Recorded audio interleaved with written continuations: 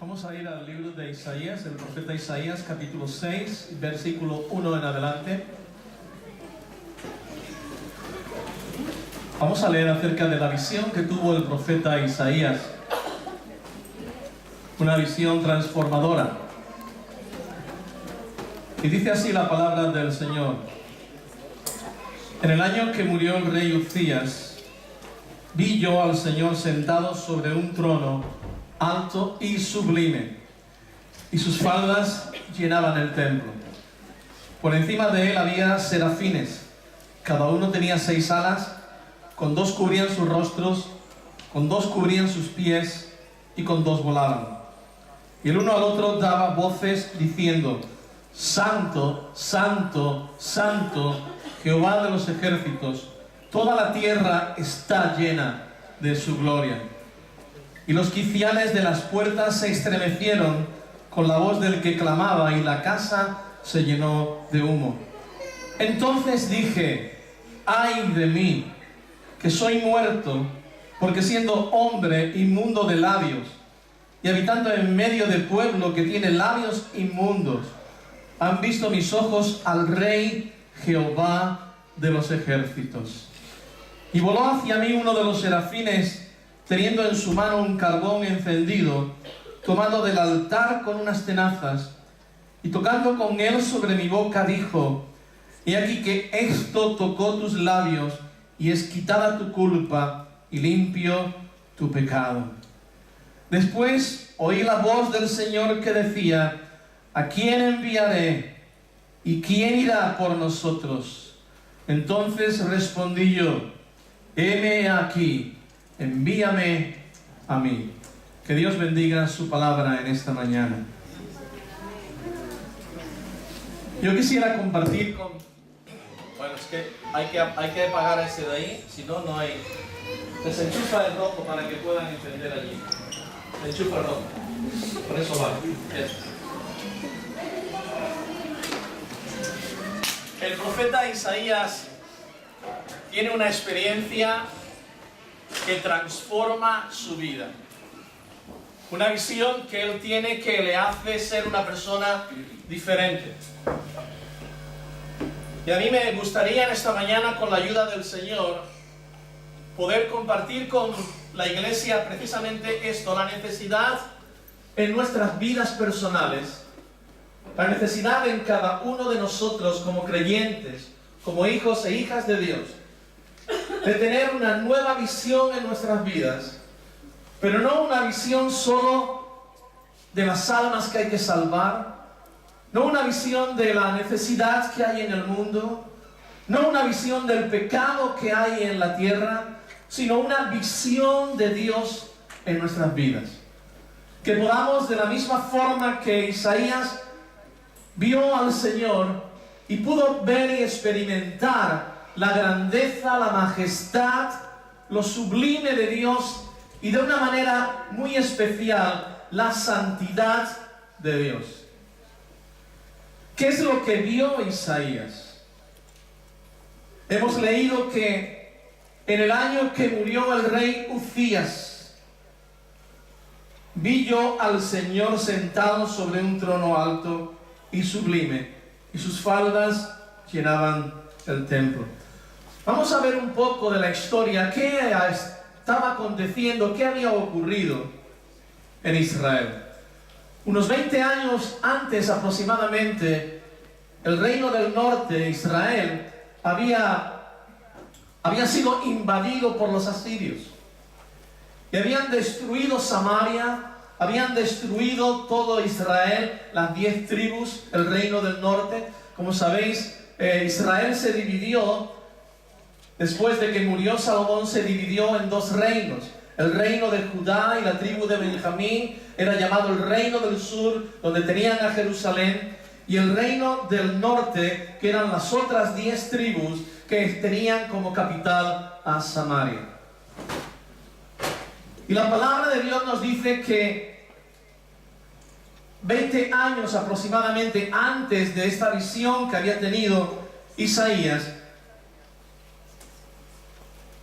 Israel, las 10 tribus, con la ciudad de Samaria habían sido destruidos y llevados cautivos por los asirios.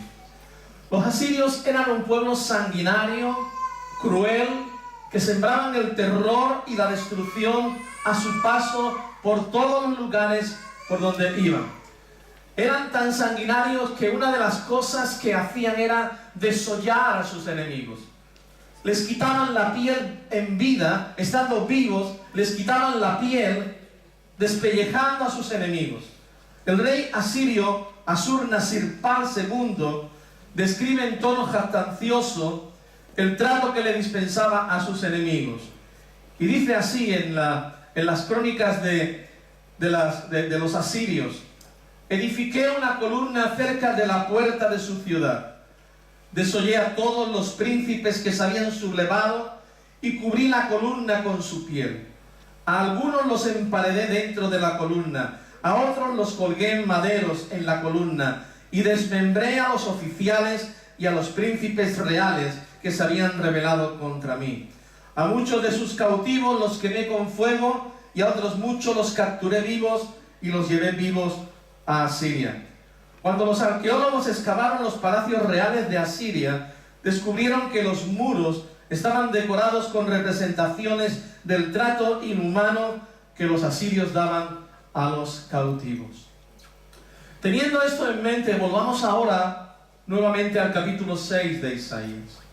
En el año en que murió el rey Uzías.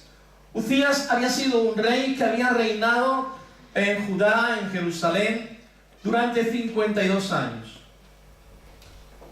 Dice la palabra que él había sido un hombre que había buscado de Dios, que tenía un corazón de búsqueda de Dios. Pero sin embargo, en un momento el rey Uzías se enaltece de tal manera que no solo se conforma con ser rey, sino que quiere también ocupar el lugar de sacerdote y entra al templo queriendo hacer sacrificio como otro sacerdote más. He aquí que los sacerdotes intentan de impedírselo, pero él, dice la palabra, que no quiere abandonar ese lugar, y entonces en ese instante la lepra comienza en su frente y se llena todo su cuerpo de lepra. Desde ese momento Uzías se tiene que retirar a una casa en el campo, y desde allí hasta el tiempo en el que el Señor lo llama a su presencia. No es casualidad que al relatar esta experiencia maravillosa que tiene Isaías de ver a Dios, aparezca el nombre de un rey. Podríamos decir, bueno, es para que nos centremos en el tiempo, para que nos pongamos en situación. Sí, pero no es la única razón. Como dije, Uzías había sido un buen rey, pero terminó mal, terminó leproso, porque en su corazón se enalteció y quiso ser lo que Dios no le había dicho que fuese. El rey Uzías representa el gobierno terrenal, y espiritualmente representa lo que es la carne y la sangre, el razonamiento humano, todo aquello que es terrenal. Todo aquello que está representado por este rey recibe un golpe de muerte. O sea, de pronto Uzías muere, Israel se queda sin saber qué va a acontecer, qué va a ocurrir. Porque saben que los asirios, que habían destruido a Samaria 20 años atrás, también pueden destruirles a ellos. Así que, como digo, hay un temor, hay una pesadumbre en el corazón de todos ellos, y cómo no, también en el corazón del profeta Isaías. Isaías es uno de los profetas a los que Israel mismamente le tiene mayor respeto. Y de hecho, Jesús habla en 2 o 3 ocasiones en el Nuevo Testamento acerca de Isaías. El rey Uzías muere para dar lugar a algo espiritual. Esto nos habla del yo, nos habla de nuestro yo. Este que quiere gobernar, que quiere regir nuestras vidas, que quiere hacer las cosas a su manera, pero que entendemos y sabemos por la palabra de Dios y por el Espíritu Santo que el yo tiene que ser crucificado juntamente con la carne. Amén. El yo tiene que morir para que nosotros podamos ver a Jesús, para que Cristo pueda hacerse realidad en nuestras vidas. Cuando murió el rey Uzías, Isaías vio al Señor. Y lo primero que necesitamos en nuestras vidas es una revelación de la persona de Jesucristo. Podemos a veces llevar años en el Señor, podemos llevar años viniendo a la iglesia, podemos estar aquí participando, pero sin embargo quizás no hemos tenido un encuentro verdadero, genuino y auténtico con el Rey de Reyes y Señor de Señores. Aleluya. Isaías, si vamos al capítulo 1, vemos que ya Dios estaba usándolo como profeta. Él había hablado al pueblo, él había hablado a Judá, él había hablado de lo que Dios iba a traer como juicio. O sea que vemos que Isaías ya era un hombre que había sido llamado al llamamiento profético. Sin embargo, cuando dice que cuando muere Uzías, él vio al Señor. Esto nos habla de que a veces podemos vivir, entre comillas, la vida cristiana en nuestras fuerzas, en nuestra carne. Podemos vivir conforme nosotros, intentando de apartarnos del pecado, intentando de alejarnos, intentando de servir a Dios, pero haciéndolo humanamente, haciéndolo en la carne. Pero Dios quiere que lo que hagamos sea hecho por el Espíritu. Jesús dijo, el Padre busca adoradores que le adoren en espíritu y en verdad. Tales adoradores son los que el Padre busca. Y es posible que por años hayas estado en la iglesia. Es posible que por años te hayas sentado en una silla o en un banco, pero no hayas tenido ese encuentro personal con Cristo Jesús. Isaías lo vio glorioso, majestuoso, sublime, santo, sentado en un trono alto. El estar sentado en el trono nos habla de realeza, nos habla de autoridad, nos habla de poder, nos habla de soberanía, aquel que está por encima de todos y de todo. Y dice que sus faldas llenaban el templo. Ahora, este templo que ve Isaías no es el templo donde habitualmente estaban los sacerdotes.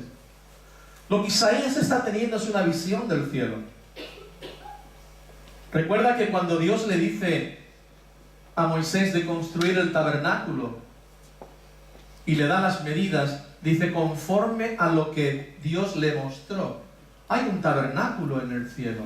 Hay un lugar de gloria y donde Dios reina y vive y se sienta en el trono gobernando sobre ángeles, querubines, arcángeles, serafines y sobre todo lo visible o invisible, sean principados o potestades. Y es ahí en ese lugar del trono, del señorío, de autoridad donde Cristo Jesús está sentado. Y de alguna manera lo que Isaías está viendo, está teniendo, es una experiencia que iba a transformar su vida y una visión de la persona de Cristo, porque quien está sentado en el trono es Cristo Jesús. El templo es el lugar donde la presencia de Dios está. Es el lugar donde Dios se manifiesta. Es el lugar donde nosotros entramos, como dice la palabra, que por medio del sacrificio de Jesús y a través de su sangre hemos podido entrar a la presencia de Dios. Hemos podido entrar al cielo espiritualmente. Cuando tú y yo estamos adorando al Señor, estamos adorándole en el cielo. Estamos entrando a la presencia de Dios. Es el lugar de ministración. Es el lugar donde Dios también está rogando a través de Cristo por el perdón de nuestros pecados y por nuestras vidas. Y así vio Isaías este trono, vio la gloria de Dios. El primer paso en una experiencia cristiana es que nuestros ojos sean abiertos para tener una revelación de la gloria de Dios y del Cristo glorificado. Cuando Saulo de Tarso iba camino a Damasco, él tuvo una visión. Y en esa visión él vio al Cristo resucitado.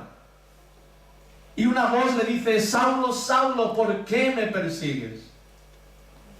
Y Saulo dice: ¿quién eres, Señor? Dice: yo soy el que tú persigues. Dura cosa te es dar coces contra el aguijón. Y es ahí, en ese instante, en ese momento, que Saulo de Tarso tiene una revelación de la persona de Cristo Jesús como el Señor de su vida. Y por esto que Saulo le dice: Señor, ¿qué quieres que yo haga? Reconociendo el señorío de Cristo, reconociendo el poder de Jesús, reconociendo al Cristo resucitado. Y esto es lo que Dios quiere que tú y yo digamos a Él y que lo hagamos. Señor, ¿qué quieres que yo haga? ¿Cuál es tu plan para mi vida, Señor? Nosotros hemos participado de esa visión celestial.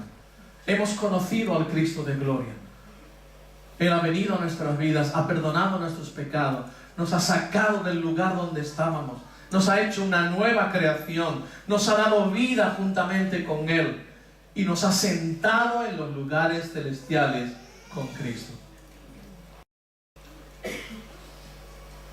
Cristo es la máxima autoridad, es el dueño del universo, la razón de ser de todas las cosas, el centro de la voluntad de Dios. Y lo primero que tiene que ocurrir en la vida de un creyente es tener esta visión de la persona de Jesús. No vale con tener conocimiento, no vale con saber de Jesús, no vale con conocer de la palabra. Tenemos que verle a Él, tenemos que tener un encuentro personal con Cristo Jesús. Amén. Algunos hombres en el Antiguo Testamento tuvieron una visión así. Su caminar con Dios comenzó con una visión de la gloria de Dios. Dios llamó a Abraham y lo sacó de Ur de los Caldeos. Y Abraham dice que obedeció y salió sin saber a dónde se dirigía. Dios se reveló a Abraham como el Shaddai, el Todopoderoso, el que todo provee. Moisés también vio la gloria del Señor. Lo primero en la zarza cuando ardía y veía que no se consumía. Esto le atrajo, le llevó, le impulsó a ir a ver qué estaba aconteciendo. Y cuando Moisés llega al lugar donde está la zarza ardiendo, escucha una voz que le dice: descálzate, porque el lugar que pisas es santo. Pero no es solamente aquí, Dios se revela también a él, diciéndole su propio nombre. Le dice: yo soy el que soy. Y ese nombre glorioso implica no solo a Dios el Padre, sino a Dios Padre, Dios Hijo y Dios Espíritu Santo. Hay una oración que recitan mucho los judíos, y es el Shema Israel. Escucha, Israel. Adonai Eloheinu, Adonai Echad. Escucha, Israel, el Señor nuestro Dios, el Señor es uno. Pero fíjate qué curioso, que aquí en esta frase se dice 3 veces el nombre de Dios. Adonai es Dios, Eloheinu es Dios, y Adonai otra vez es Dios, Padre, Hijo, Espíritu Santo. Y está encerrada la Trinidad en esta oración, en este Shema Israel. En el llamado de Dios a Isaías se producen 4 cosas que le llevan a vivir una vida consagrada a Dios y a un ministerio fructífero. Lo primero es que Isaías llega a tener una revelación absoluta y clara de la santidad de Dios. Isaías en esta experiencia descubre a Dios como el soberano, sentado en su trono y reinando. Vi yo al Señor sentado sobre un trono alto y sublime. Isaías entiende que Dios es soberano. Uzías, el rey, ha muerto. Aquel hombre que defendía a Israel, aquel hombre que defendía a Judá y protegía de alguna forma a Jerusalén. Uzías ha muerto y ahora el trono está vacío. Este hombre como profeta dice, ¿y qué va a pasar? Pero sin embargo Dios le da una visión, le dice, tú piensas que el trono de Judá está vacío, pero el que reina verdaderamente, el que está sentado en el trono y gobierna sobre todo principado y potestad, soy yo. Y por esto Dios le da esta visión a Isaías. Vi yo al Señor sentado sobre un trono, aleluya, alto y sublime.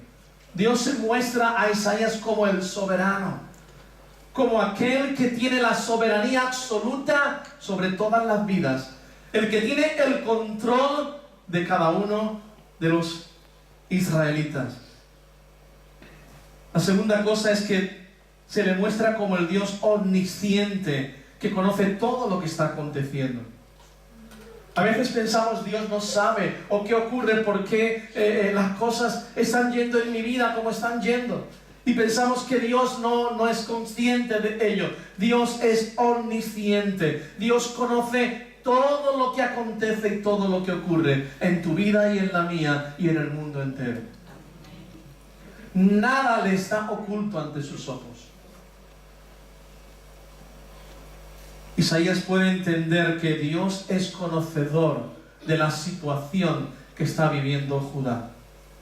Isaías puede entender que Dios es conocedor de que Jerusalén está posiblemente en manos de sus enemigos. Pero Dios es un Dios de poder. Si vas a las Crónicas o a Reyes, te darás cuenta de que unos pocos años después, Jerusalén es asediada también por los asirios. ¿Y sabes qué hace Dios? Dios envía, posiblemente dicen que fuera una peste, no sabemos, pero algo que diezma a los asirios y mueren de entre ellos más de 150.000. Y entonces el rey asirio se marcha para su país, avergonzado, humillado, y allí, en su país, sus propios hijos acaban con su vida. Dios es omnisciente. Dios conoce las circunstancias en nuestras vidas. Dios es soberano.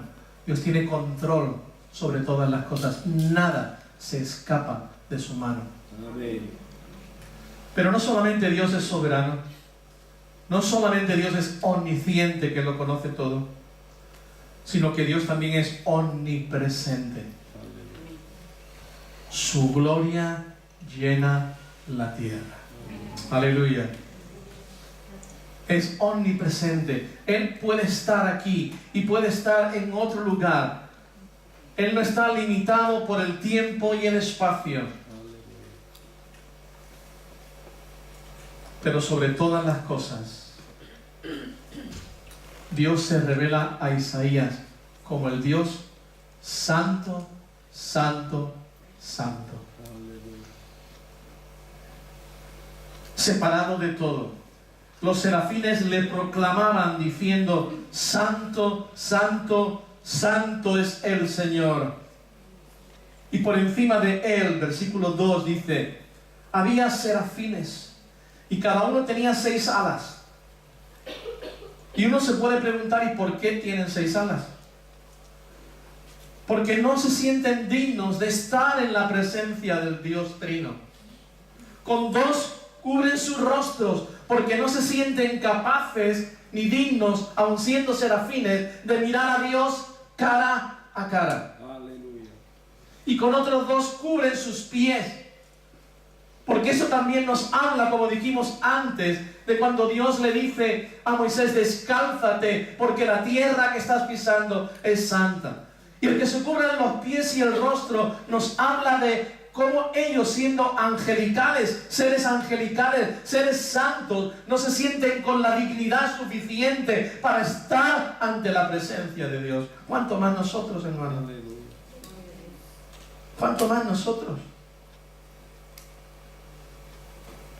A veces venimos a la presencia de Dios y venimos con altanería. O venimos reclamándole a Dios, cuando teníamos que venir humillados, quebrantados, avergonzados. Porque si los serafines no se sienten dignos para ver a Dios y se cubren sus rostros y se cubren sus pies como parte de su cuerpo, ¿cuánto más nosotros, hermanos? Solo la sangre de Cristo nos ha hecho dignos. Solo la sangre de Jesús, de un cordero inmolado, de un cordero sin mancha, nos ha hecho dignos de poder estar en la presencia de Dios. Aleluya. Gloria a Dios. Yo no entendía esto de por qué los serafines se tapaban el rostro y se tapaban los pies, hasta que vi que era un sentido de ver la santidad de Dios, de tal manera que aunque ellos también son santos, la santidad de Dios, por eso proclaman ellos: santo, santo, santo es el Señor. Su gloria llena la tierra. Y el uno al otro daba voces diciendo: santo, santo, santo, Jehová de los ejércitos. Aleluya.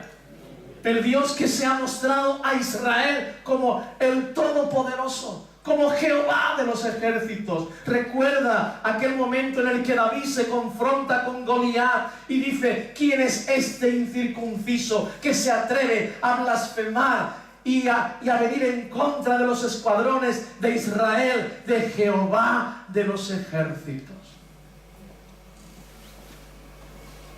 Israel sabía y reconocía que Jehová era el que comandaba los ejércitos de Israel. Aleluya. ¿Recuerdas a Josué también cuando tiene esa visión del ángel de Jehová? Y dice: ¿de qué parte estás? Le pregunta, ¿verdad? ¿De qué parte estás? ¿Estás con ellos? Porque él no se daba cuenta de que era el ángel de Jehová. ¿Estás con ellos o con nosotros? ¿Y qué le dice el ángel? Ni con ellos, ni con vosotros. Él es Jehová de los ejércitos. Los ejércitos celestiales están supeditados bajo su dominio y su señorío. Santo, santo, santo. Toda la tierra está llena de su gloria. Y los quiciales de las puertas se estremecieron con la voz del que clamaba, y la casa se llenó de humo. ¿Te imaginas qué experiencia para el profeta? De pronto los quiciales de las puertas del templo donde él estaba comienzan a temblar. Hermanos, como si aquí ahora mismo estas columnas empiezan a temblar, el suelo empieza a temblar y se llena este lugar de la gloria de Dios. ¿Qué estaríamos haciendo tú y yo? Yo no sabría dónde meterme, hermano. Yo me tiro de plancha al suelo y clamo por misericordia. Y el profeta está viendo aquello, hermano, está teniendo esta experiencia sobrenatural. Los quiciales de las puertas tiemblan.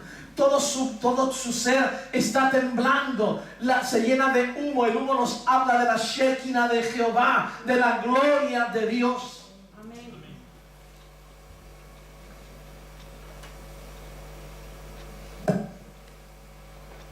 Aleluya. La segunda cosa que Isaías reconoce y entiende es que él reconoce su condición pecaminosa, su condición de pecador. Tenemos que reconocer nuestros pecados, tenemos que reconocer nuestras flaquezas, tenemos que reconocer nuestras debilidades delante de Dios. Recuerda aquella ocasión en la que en Lucas capítulo 5 nos habla de una pesca milagrosa. Habían estado pescando toda la noche los discípulos y no habían pescado absolutamente nada. Y ya estaban en la orilla ellos lavando las redes y estaban remendándolas para guardarlas para el próximo día. Era un día nefasto, había sido una noche nefasta, no habían pescado absolutamente nada, no tenían nada que llevar para casa, no tenían nada que llevar para la familia. Pero de pronto aparece el maestro de Galilea, Jesús de Nazaret, viene y le dice a Pedro que le preste su barca para desde la barca poder proclamar el mensaje de salvación a las multitudes. Y poco después le dice a Pedro, boga mar adentro y echad las redes. Y Pedro le dice, Señor, hemos estado toda la noche pescando. Hemos estado horas. Somos profesionales de la pesca. Conocemos este lago de Genesaret mejor que nuestras propias manos. Pero en tu palabra echaremos las redes. Aleluya. En tu palabra echaremos las redes. Dios dijo, hágase la luz. Y la luz se hizo. Cuando Dios habla, algo sucede. Aleluya. Pero tenemos que creerle a Él. Pedro le creyó. Y dice que cuando echaron las redes, se llenó de tal forma, de tal manera que las redes casi se rompían. Y tuvieron que llamar a otras barcas que había por allí para que fueran corriendo hacia ellos, para poder llenar también sus barcas de aquellos peces que habían pescado. ¿Y sabes qué hizo Pedro? Dijo, apártate de mí, Señor, porque soy hombre pecador. Aleluya. Solo por la pesca milagrosa, él entendió que aquel hombre, maestro, rabino, no era cualquier rabino, sino era Dios hecho carne. Apártate de mí, Señor, porque soy hombre pecador.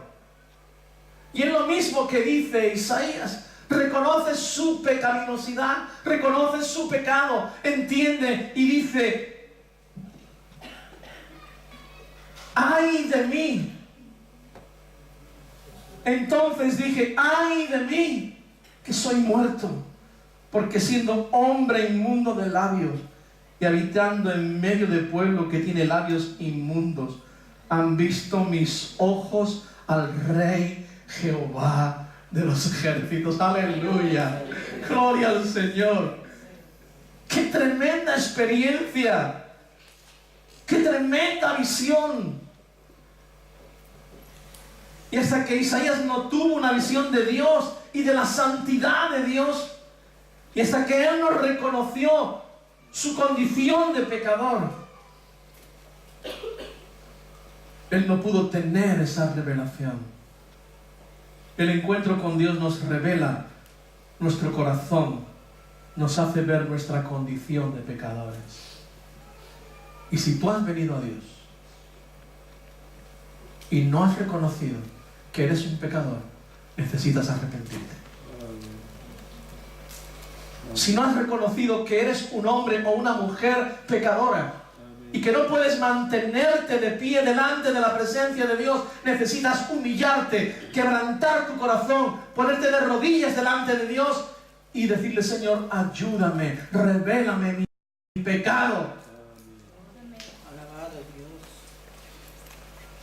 Como dije antes, Isaías ya servía a Dios. En el capítulo anterior había pronunciado contra el pueblo de Judá, contra Jerusalén y una serie de ayes, pero ahora se lo dice a sí mismo. Ay de mí que soy muerto, porque siendo hombre inmundo de labios y habitando en medio del pueblo que tiene labios inmundos, han visto mis ojos al Rey Jehová de los ejércitos. La conciencia de Isaías es despertada. Y si tu conciencia no es despertada por el Espíritu Santo, nunca vas a entender que eres un pecador.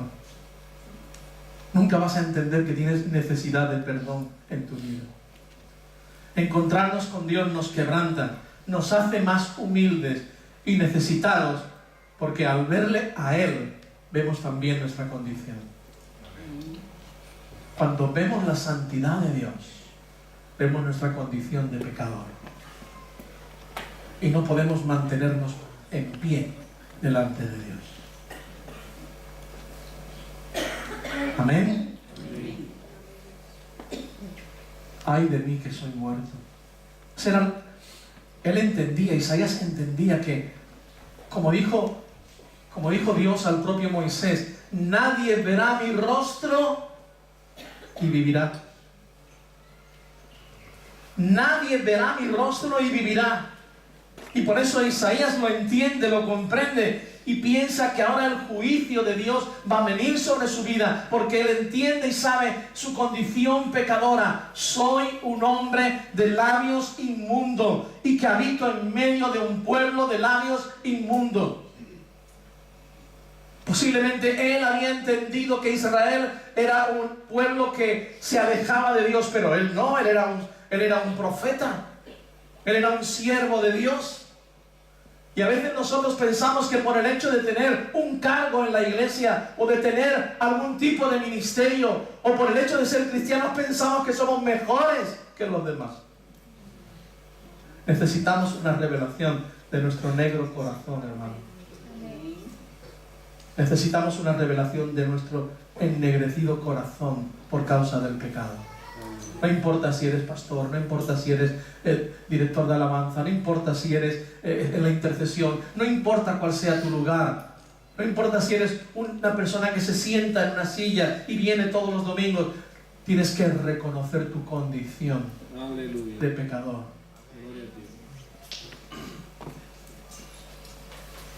Aleluya. Amén. La tercera cosa que Isaías ve y que experimenta es que Isaías es purificado, limpio de su pecado. Y voló hacia mí uno de los serafines, teniendo en su mano un carbón encendido, tomado del altar con unas tenazas. Fíjate, del propio altar de Dios. Uno de los serafines toma un carbón encendido. Esto nos habla de purificar, de pureza. Y tocando con él sobre mi boca, dijo: he aquí que esto tocó tus labios, y es quitada tu culpa y limpio tu pecado. Aleluya. Ante la confesión de su culpabilidad, Dios actúa rápidamente y envía a uno de los serafines con un carbón encendido. Dios no se nos revela por nuestras cualidades, sino por pura gracia, y por gracia Él nos usa. Dios no se revela a nuestras vidas por nuestras cualidades humanas o por nuestras cualidades intelectuales, sino que Dios se revela a nosotros por pura gracia. Dios podría usar ángeles para hacer el trabajo que nosotros hacemos o deberíamos de hacer, pero ha determinado usarnos a nosotros, hombres y mujeres imperfectos y pecadores. Nos usa, pero nos usa después de que hemos sido purificados y lavados con la sangre de Cristo Jesús. Isaías fue purificado con un carbón encendido de la presencia de Dios, pero nosotros hemos sido limpiados por la sangre de Cristo, por el sacrificio de Jesús en la cruz del Calvario. Y por último, Isaías responde al llamado de Dios. Después, mira bien, después, no antes. No antes de ser purificado. No antes de haber reconocido el pecado. En primer lugar, no antes de haber visto a Dios. Aleluya. Segundo, no antes de haber reconocido el pecado. Tercero, no antes de haber sido purificado, limpio del pecado. Nunca antes de esto Dios va a usarte. Aleluya. Ni Dios te va a llamar. Ni vas a escuchar la voz de Dios. Y después de esto, oí la voz del Señor que decía: ¿a quién enviaré? ¿Y quién irá por nosotros? Aleluya. Entonces respondí yo: heme aquí, envíame a mí. Dios nos ha escogido para ser salvos, hermano, para que vivamos en santidad y porque Él tiene un propósito para nuestras vidas. Por esto que Dios nos llama a vivir una vida consagrada, apartada del pecado, para que podamos servirle como Él se merece. Un Dios santo, santo, santo, quiere un pueblo santo. Sin santidad nadie verá al Señor. Sed santos como yo soy santo, dijo Jesús. Dios sigue llamando a creyentes para que se comprometan con la obra de Dios. Pero pocos son los que responden al llamado de Dios. Algunos no lo hacen porque se sienten indignos, pero es que yo no soy digno, ¿verdad? A veces pensamos que necesitamos ser santos antes de venir al Señor, ¿no? Los santos no vienen. Jesús, ¿qué dijo? Los sanos no tienen necesidad del médico. Solo los enfermos, solo los pecadores son los que pueden venir al Señor y ser restaurados, ser limpiados, ser usados por Dios. Deja que hoy el Señor te haga apto para responder a su llamado. De la manera que lo hizo con Isaías, también lo va a hacer contigo, si tú lo permites. La pregunta del Señor sigue vigente hoy. ¿A quién enviaré? ¿Y quién irá por nosotros? Isaías contestó: heme aquí, envíame a mí. ¿Cuál va a ser nuestra respuesta? ¿Cuál será tu respuesta en esta mañana? ¿Estás dispuesto a ir donde quiera que el Señor te diga que vayas o te envíe?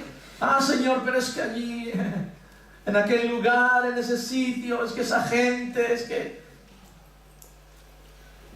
¿Estarías dispuesto a levantarte y a predicar sin importarte cómo va a responder la gente a tu mensaje? Isaías predicó y la gente no respondía a su mensaje. Posiblemente ya estás sirviendo al Señor, pero lo estás haciendo sin tener una idea clara de la santidad de Dios. Y por eso tu ministerio quizás no tiene resultados, tu vida no tiene fruto. Revisa tu vida. Pasa por el proceso que pasó Isaías de tener esa nueva visión de la santidad de Dios. Aquel día Isaías entraba al templo desconsolado y desesperado por la situación que atravesaba la nación. Pero cuando sale, Isaías no es el mismo que ha entrado.